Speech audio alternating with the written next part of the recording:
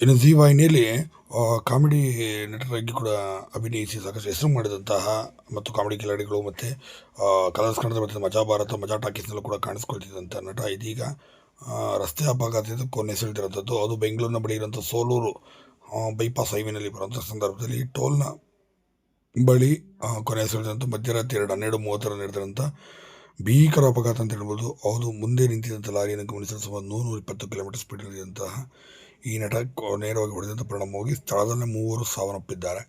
ಹಾಗೆ ಯಾರಂತ ನೋಡ್ತಾ ಬಂದರೆ ಇನ್ನು ಜೀವನ್ ಅವ್ರನ್ನ ನೀವು ಕನ್ನಡದ ಕಾಮಿಡಿ ಶೋಗಳಲ್ಲಿ ನೋಡಿರ್ತೀರಿ. ಮತ್ತು ರಕ್ಷಿತಾ ಜಗ್ಗೇಶ್ ಅವರು ಕೂಡ ತುಂಬಾ ಫೇವರೆಟ್ ನಟರು ಕೂಡ ಆಗಿದ್ದರು.